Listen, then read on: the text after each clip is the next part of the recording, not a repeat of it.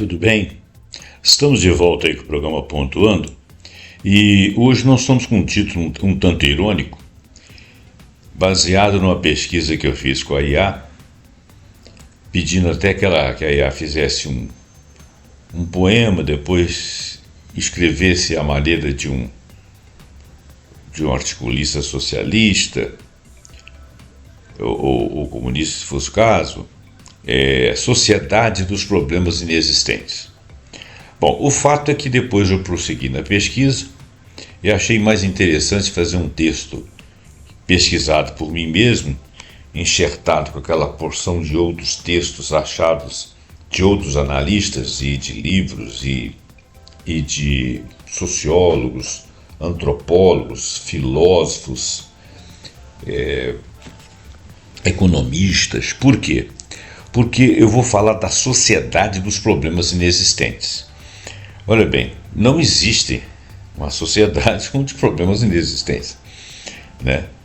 A sociedade humana atualmente ela tem um sem número de problemas que não existem porque não querem que exista. E se nós o vemos, são chamados de subversivos, de socialistas, de comunistas, de vários istas que imaginam por aí. Então, o que seria a sociedade dos problemas inexistentes? Seria a negação sistemática das crises sociais na era do neoliberal. Então, o programa Pontuando hoje vai tratar-se desses problemas que não são visualizados. E nós temos aqui uma série de autores que eu vou citando um a um, baseado nas pesquisas que foram feitas. Eu vou começar o texto para que a gente não tenha um excesso de falas que vai tornar o vídeo muito longo. O termo sociedade dos problemas existentes evoca uma crítica contundente à percepção de que no estágio atual do capitalismo financeirizado, que é o neoliberalismo, certas patologias sociais são tratadas como falhas individuais. Não existe um problema sistêmico, existe um problema em você. É o que o sistema diz para você. Ou até fenômenos naturais. Nada que seja fruto do trabalho de alguém para enriquecer, para conduzir, para se beneficiar, em detrimento de você, que é o mais fraco da cadeia. Em vez de consequências de escolhas políticas deliberadas dos mais ricos, dos que coordenam, são falhas individuais ou fenômenos naturais. Então, essa que é a ideia da inexistência dos problemas, é a má vontade de vê-los. Então, introdução. A paradoxal inexistência do sofrimento social, né? É paradoxal você dizer que não existe uma coisa que o tempo todo alguém justifica de uma certa forma e a sociedade continua sofrendo. Por quê? Porque cada um sofre. É uma coisa individual. Sob a ironia do título Sociedade dos Problemas Inexistentes, revela-se uma realidade perturbadora. A produção sistemática da invisibilidade social. E isso aí existe em categorias sociais até muito abastadas. Em pleno século XXI, quando a tecnologia permite maior visibilidade de fenômenos sociais, assistimos a um processo sofisticado de negação e negligência de problemas estruturais. É disso que nós vamos falar. Como observa o sociólogo português Boaventura de Sousa Santos, vivemos numa era de fascismo social, onde as vidas descartáveis são cada vez mais numerosas e cada vez menos visíveis. Qual que é a lógica da invisibilidade? O indivíduo como empresa. Veja bem, a base do projeto neoliberal, como argumentam Pierre Bourdieu e Michel Foucault, reside na transferência da responsabilidade do Estado para o indivíduo. Quando um problema social é individualizado, ele deixa de existir em termos de questão pública. Então as governanças não têm que fazer qualquer política pública para consertar isso, porque o problema é individual. É como se você tivesse lá uma dor de barriga e você não tem que criar uma política pública contra as dores de barriga, ou para assistir as pessoas com dor de barriga, porque afinal de contas quem está tendo dor de barriga é você. Mas tem uma opção de gente aqui tendo dor de barriga. Bom, isso é problema de cada um vai procurar seu médico. Não existe uma ideia de que por que será que todas as pessoas estão tendo dor de barriga? Como é que nós podemos assistir pessoas que estão com dor de barriga? Os impostos que estão sendo pagos podem ajudar na saúde pública, poder minorar o sofrimento dessas pessoas? Não, nada disso é pensado, porque a dor de barriga é um problema individual, é assim que é visto.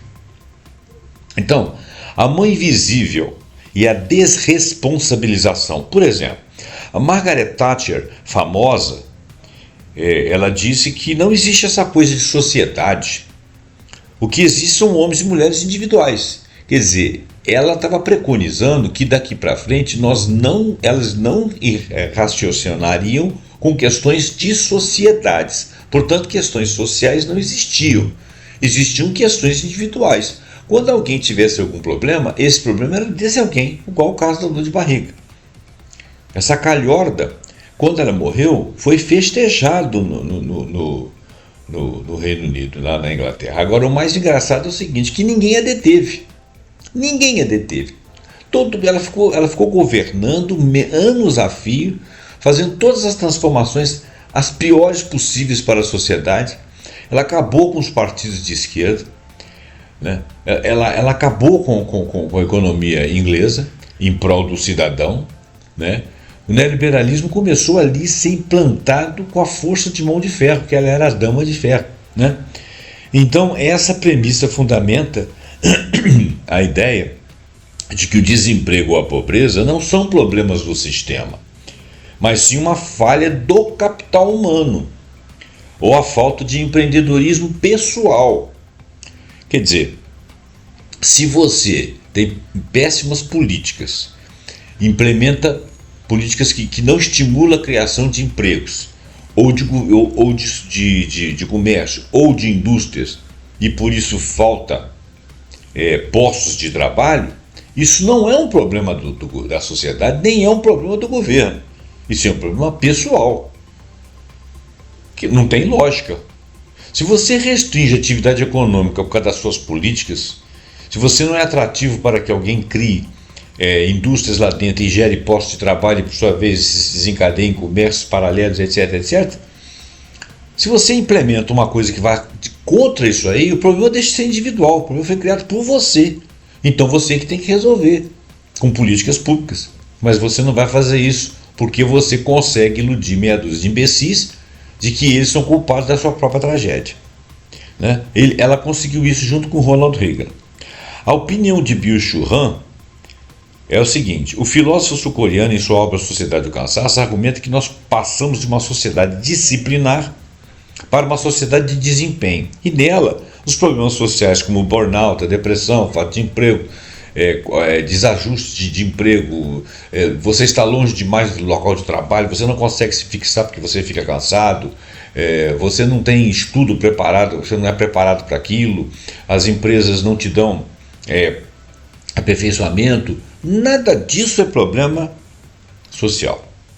Os problemas sociais são vistos como incapacidades pessoais. É você que mora longe do trabalho. É você que não sabe escolher onde que você mora. É você que não se preparou. É você que não estudou.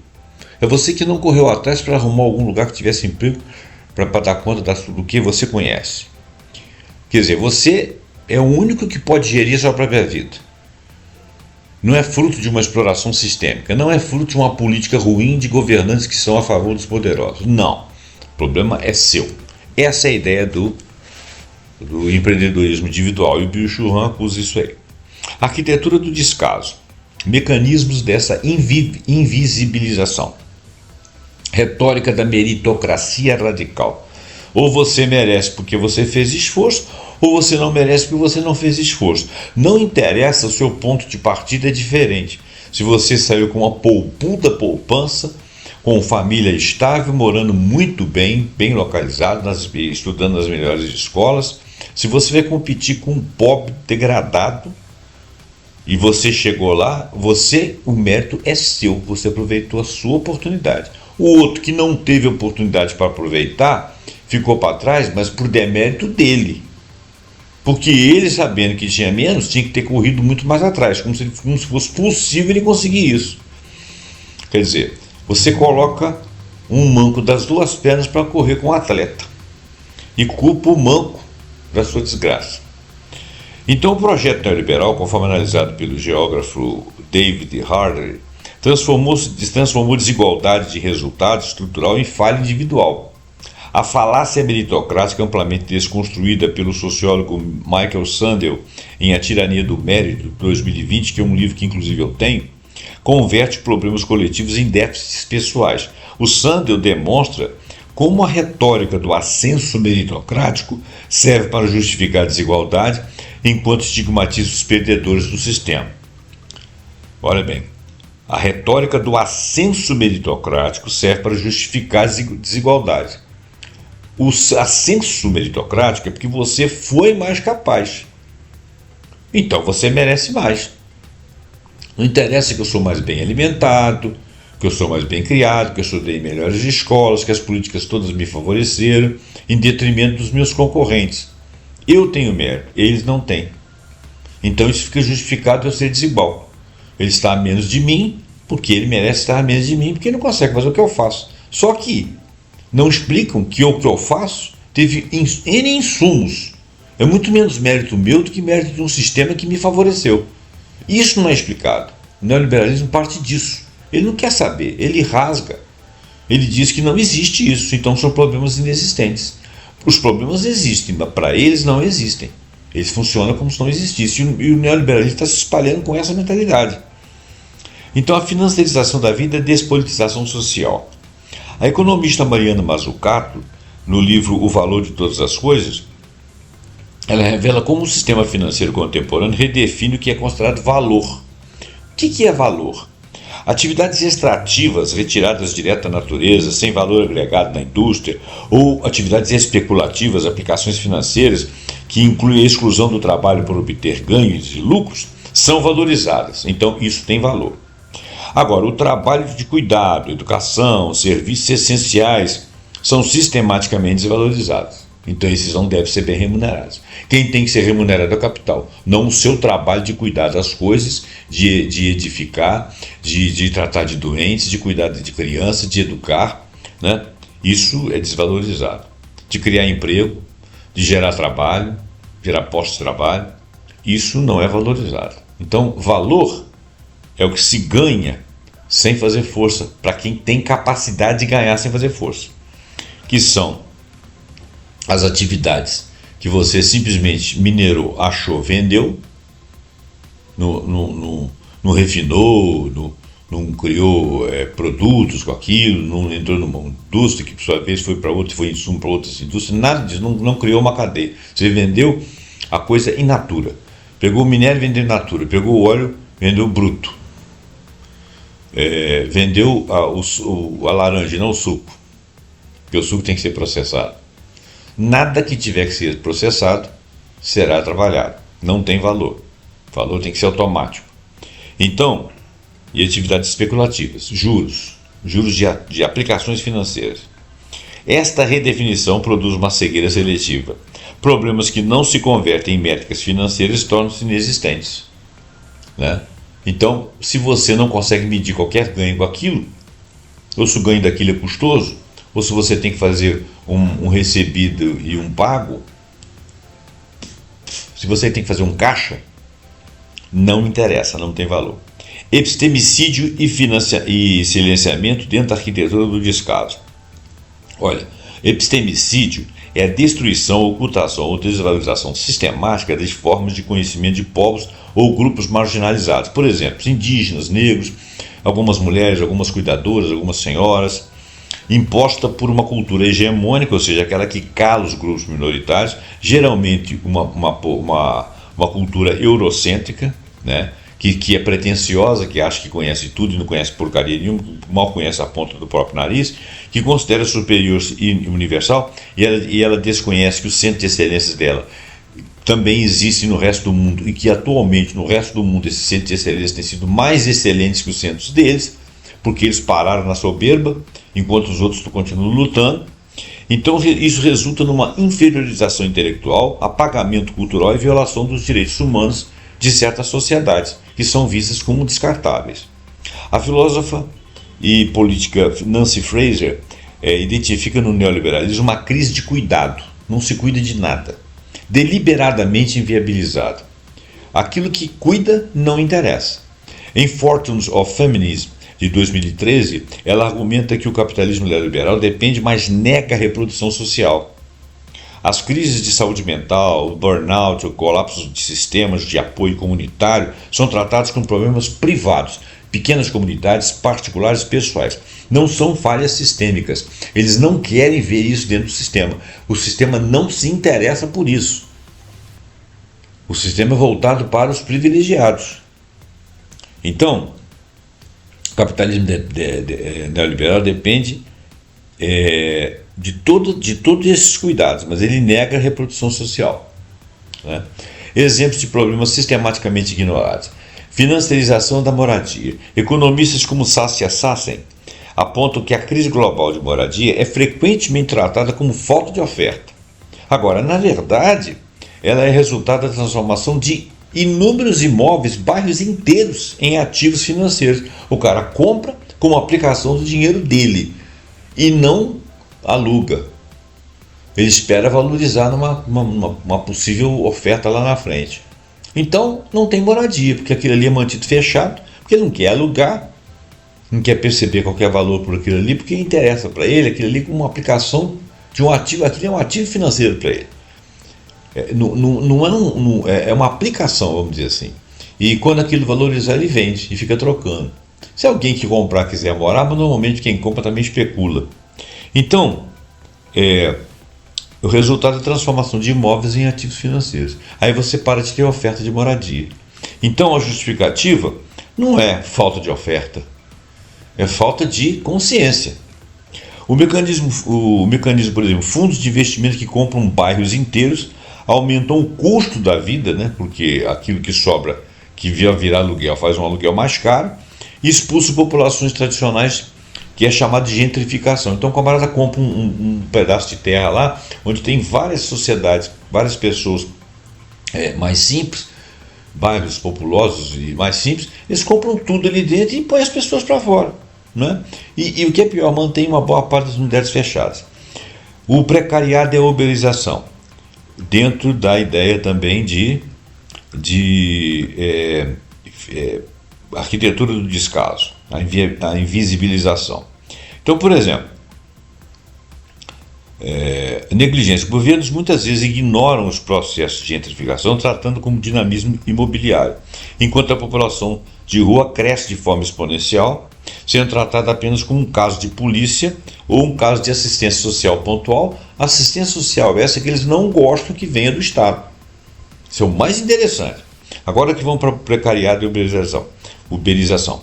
O sociólogo Guy Standing define o precariado como uma nova classe social que vive sem segurança econômica ou identidade profissional. E que é pior, são pessoas estupidificadas, porque elas são precarizadas, mas se acham donas do próprio nariz, né? O discurso políticos e economistas neoliberais frequentemente celebra a flexibilidade do trabalho por aplicativos.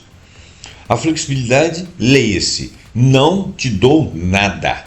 Você tem um dia e a noite pela frente. Se alguma coisa acontecer com você, é problema seu.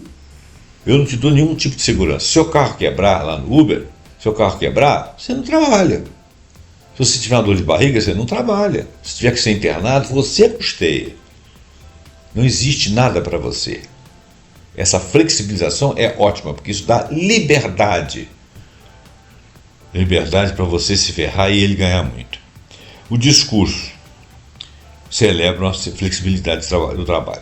A realidade ocultada, a erosão dos direitos trabalhistas é vendida como autonomia, né? O cara acha que ele é patrão de si próprio. Ele é tão autônomo que ele está sozinho, desvalido. O problema da falta de previdência e a proteção contra acidentes é ignorada até que se torne uma crise de saúde pública ou previdenciária insustentável. Aí alguém tem que fazer alguma coisa. Então, as áreas de sociologia, economia e política. Na sociologia, Zygmunt Bauman, na economia, Piketty, e na política, Wendell Brown, que no final eu faço uma apreciação dos economistas Stiglitz, Brown e Piketty. Bom, para Zygmunt Bauman, a sociedade produz vidas desperdiçadas. Pessoas que não consomem tornam-se problemas inexistentes para o mercado. Elas não existem. Você só existe se você for um consumidor. Você, como cidadão, não interessa. Porque cidadão tem direito, né? Thomas Piketty, no seu livro Capital do século XXI, ele demonstra que a desigualdade não é acidental. Ela é uma característica inerente ao capitalismo sem regulação. Ou seja, ele é sem regulação, feito para ser assim. E o Andy Brown argumenta que o neoliberalismo ele desdemocratiza a sociedade, transformando cidadãos em meros dados econômicos, anulando o debate sobre justiça social. Agora, a ironia da ineficiência eficiente. A ironia do título, né, que seriam a sociedade dos problemas inexistentes, é corroborada pela tese de que o sistema é extremamente eficiente para gerar lucro e completamente displicente por design em relação ao bem-estar social propositalmente. A austeridade como dogma. Economistas como Joseph Stiglitz, que é Nobel de Economia, criticam a austeridade cega, né?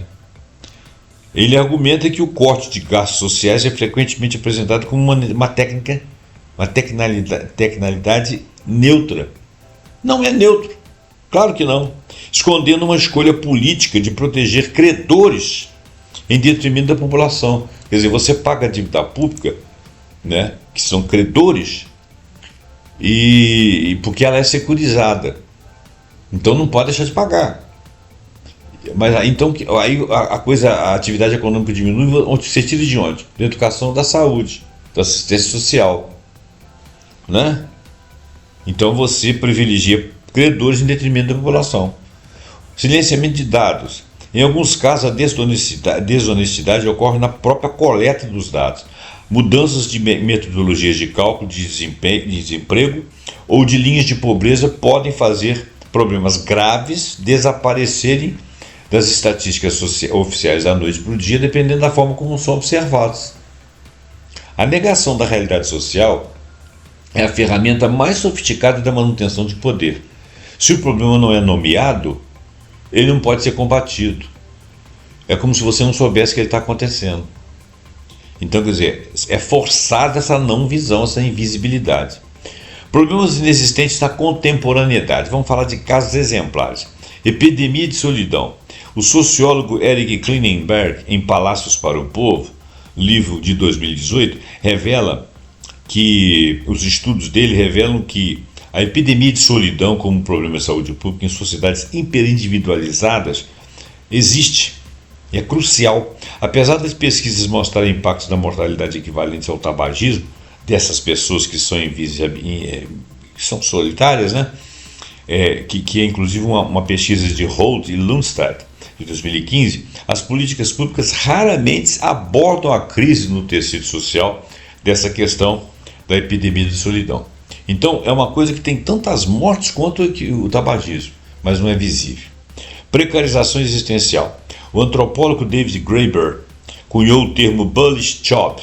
O bullish job são empregos de merda, são empregos inúteis, são cargos que não produzem nenhum valor social ou real, sendo tão desnecessários que nem os próprios trabalhadores conseguem justificar a existência desses empregos, desse trabalho, conforme o conceito do antropólogo David Graeber. Então, olha bem, o antropólogo David Graeber cunhou esse termo bullshit jobs para descrever a proliferação de ocupações sem sentido social. Em sua pesquisa, 37% dos trabalhadores britânicos consideravam seus empregos sem contribuição significativa para a sociedade e para eles próprios. Contudo, o discurso oficial trata o desemprego como um único problema, ignorando a crise de significado do trabalho. Então, arruma esses empregos aí para meia dúzia de pessoas bem mais ou menos posicionadas na sociedade, ou você diminuir os índices para que você não possa, para dizer que existe um problema de crise de significado do trabalho ou de crise social. Colonialidade ambiental. A economista indiana Jayati Ghosh documenta como a crise ecológica é externalizada para populações periféricas. Em The Unholy Trinity, que é a trindade profana, demonstra como a contabilidade neoliberal não incorpora custos ambientais, criando a ficção de que o crescimento infinito é possível, ainda que o planeta continue finito. Nós vamos continuar crescendo, né? Seja pragmático. Pragmatismo é uma questão de horas, minutos e dias. Violência epistêmica. A filósofa brasileira Djamila Ribeiro, em O Pequeno Manual Antirracista de 2019, ela descreve como o racismo estrutural é sistematicamente negado através do mito da democracia social. A violência contra populações indígenas e contra populações negras é tratada como caso policial isolado. São problemas de pessoas, não são problemas de sociedades. Não como padrão histórico, como vem acontecendo desde o advento da abolição da escravatura, né? Entre outras coisas. A intencionalidade do projeto neoliberal, ele é intencional. Mas será que o neoliberal ainda não viu que o projeto deles não deu certo? Deu certo. Eles conseguiram ferrar o mundo, que era o objetivo deles. O objetivo deles não era salvar as populações, arrumar emprego e todo mundo ficar feliz, não. Era deter a grana para meia dúzia de aplicadores. Esse é o projeto neoliberal. Eles sugam a empresa, até a empresa está exaurida. Para quê? Para gerar capital. Capital para quê? Para eles poderem aplicar. Só que tem que alguém paga esse capital. A hora que você não tiver quem paga, a hora que o burro não conseguir acostumar com a falta da comida e morrer, você perde o seu ganho também. A intencionalidade então do projeto neoliberal. A doutrina do choque. A Naomi Klein, em A Doutrina do Choque de 2007, ela documenta como crises são aproveitadas para impor políticas que seriam rejeitadas em condições normais. Então, por exemplo, apareceu a pandemia. A pandemia não foi criada, ela apareceu realmente, de fato, por N fatores. Mas aí, as grandes empresas se aproveitam. Por exemplo, o mercadinho do seu bairro não podia abrir.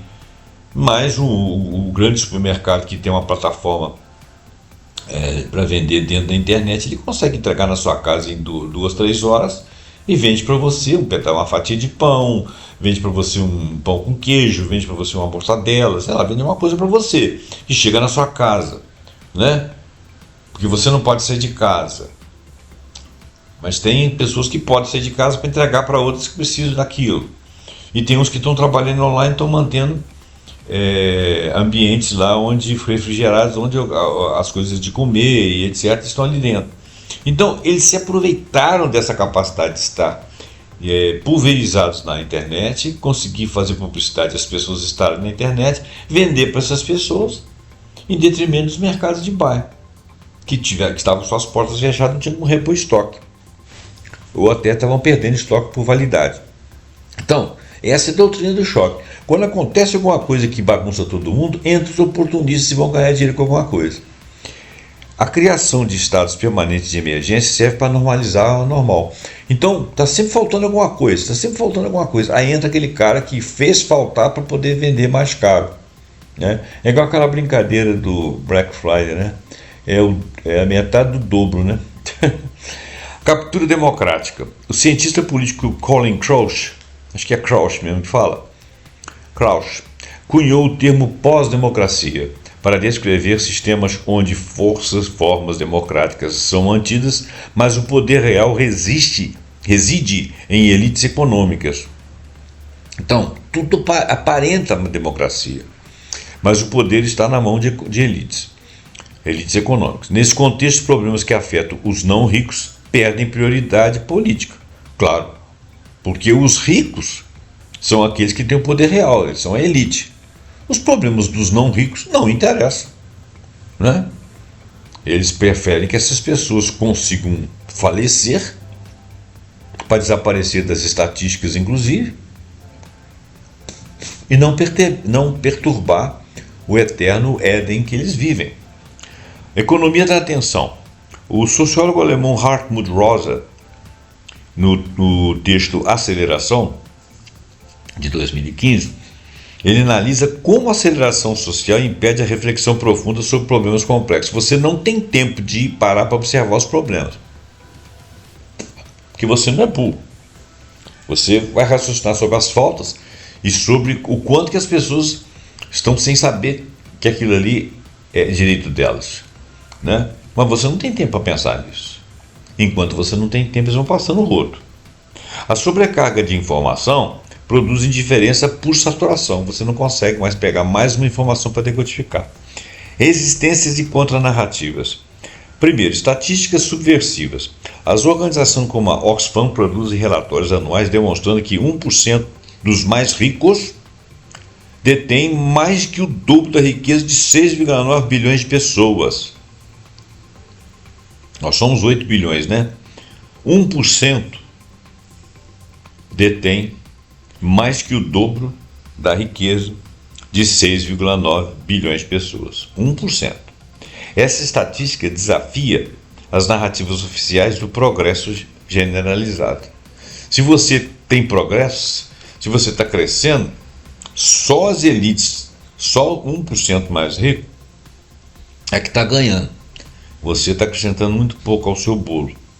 Epistemologias do Sul. Boaventura Souza Santos propõe epistemologias do Sul como forma de valorizar saberes marginalizados que reconhecem problemas ignorados pelo Norte global. Eles nunca vão abrir essa expectativa para nós. Economia do bem comum. Alternativas como a economia do bem comum, proposta por Christian Felber, e a economia Donut, de Kate Raworth, propõem métricas que tornam visíveis problemas atualmente negligenciados. Eu já falei sobre economia Donut. A economia do bem comum proposta por Christian Felber, eu não cheguei a tocar, mas essa é mais fácil de imaginar. É aquela de aquilo que é bom para todo mundo, que seja valorizado e que seja moldado em termos de políticas econômicas, políticas públicas. Já o Donut é aquilo que é contra o excesso e contra a falta. O Donut é exatamente aquela rosca, né? Então, aquele interior aí da rosca, a parte de dentro é a parte da escassez, ou o contrário, não sei, a parte de fora é a parte do excesso, nós ficarmos entre a escassez e o excesso, né? E como política para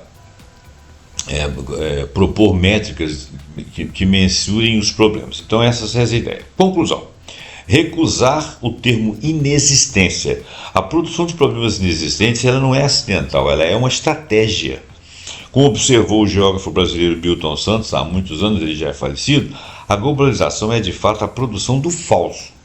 A tarefa crítica consiste em desnaturalizar essa produção, tornar visível o sofrimento sistematicamente negado, o sofrimento das pessoas, e recuperar a linguagem política capaz de nomear esses problemas. E o que é melhor, diminuir o ritmo da sociedade, porque senão você não consegue implementar essas políticas para quem não está entendendo nada do que está acontecendo. É o caso, por exemplo, quando você tenta criar legislação para pessoas que estão uberizadas e elas não aceitam, porque acham que vão ser escravizadas, quando na realidade elas estariam sendo libertas. A ironia do título revela a verdade mais profunda. Numa sociedade que proclama ter resolvido problemas históricos novos e velhos, sofrimentos produzidos em escala industrial, mas tratados como inexistentes. Essa é a ironia. A ironia do título revela uma verdade profunda. Numa sociedade que proclama ter resolvido problemas históricos, novos e velhos sofrimentos são produzidos em escala industrial, mas tratados como inexistentes. Desfazer essa ficção é o primeiro passo para conseguir a emancipação política. Muito bem. Análise dos próximos processos neoliberal no mundo. O Andy Brown ele analisa o neoliberalismo como uma racionalidade que transforma tudo, indivíduos, estado político, em mercado, criando uma sociedade hiperindividualista, competitiva, onde sucesso e fracasso é pessoal, a solidariedade social é atacada como né? A solidariedade social é atacada. Quando você fala de solidariedade, é você ter o dinheiro do contribuinte voltado para ele recuperar situações de saúde, de assistência social, etc. Isso é mal visto e é atacada e a liberdade se torna um feitiço para justificar a agressão e despolitização, pavimentando o caminho para a extrema-direita que combina a lógica de mercado com moralidade tradicional para restaurar hierarquias. É como se você estivesse falando lá do suzeranato, né? Do feudalismo, né? O tecnofeudalismo, como visto no trumpismo no governo desse penúltimo canalha que nos governou. Ele argumenta que o neoliberalismo não elimina o Estado, ele reconfigura o Estado para servir ao mercado, né? Promovendo uma republicanização da política em detrimento da democracia. Eles formam uma outra república. E a luta contra isso exige ressignificar a liberdade para incluir o social e o bem-estar coletivo. Existem pontos chaves aqui da teoria do Brown, eu não vou falar porque vai ficar muito grande. O Stiglitz é um economista ganhador de Nobel, vê o neoliberalismo como um fracasso em todas as dimensões, fracasso pelo olhar de quem achava que ele era uma solução. porque os que o configuraram sabiam que era um fracasso para você e uma vitória para eles, resultando em desigualdade extrema, que era o que eles queriam, crescimento econômico medíocre, que era o que eles queriam um crescimento dos ativos deles, e riscos democráticos, que eles se aproveitam desses riscos democráticos, né? Que acaba que há um aumento do populismo e do autoritarismo. E o Thomas Piketty critica o neoliberalismo por gerar desigualdade extrema, né? E essa criação de desigualdade extrema, ela é proposital, só que se ela chegar a um limite muito alto, pode fender o próprio edifício das convicções deles. E argumenta que priorizam a riqueza do capital sobre o trabalho e levam a uma concentração de renda e poder muito grande. E é preciso que existam políticas restributivas, é um exemplo de um socialismo participativo, né? E o Piketty ele aponta que o neoliberalismo com ideologia permitiu a concentração de riqueza desde os anos 80, contrastando com períodos de maior progressividade fiscal, e vê a necessidade de ir além do mero anticapitalismo, buscando alternativas. Então ele tem alguns pontos falando sobre o neoliberalismo. Então nós vamos terminar essa fala falando. Então, na realidade, esse nosso programa aqui ele é um resumo de vários outros programas que nós fizemos aí para trás, tá bom? Eu espero que a Sociedade dos Problemas Inexistentes tenha aberto nossos olhos para nós começarmos a influir nas lideranças para que elas abandonem ou ouvidem o modelo neoliberal. Nós temos que ter mais política pública em prol da população. Isso não é gastança do Estado, isso aí é sobrevivência da democracia, evitando conflitos, evitando mortes desnecessárias, evitando epidemias, evitando sofrimento desnecessário. E os muito ricos, não se enganem, se eles conseguirem acumular tanta riqueza quanto representa um sofrimento atroz para as populações, eles vão acabar recebendo a cota deles também, porque não dá para você ficar em pé com pés inexistentes, né? E a base da sociedade são os pés desses muito ricos e dos governos que os assistem. Bom, vamos terminar o programa, espero que você tenha gostado, deixe seu like, deixe seu comentário, passe esse programa para frente, né? Compartilhe e assine o nosso canal se você for novo por aqui. Até o próximo programa, pontuando com algum assunto que nós acharmos esclarecedor e muito interessante. Muito obrigado e até lá.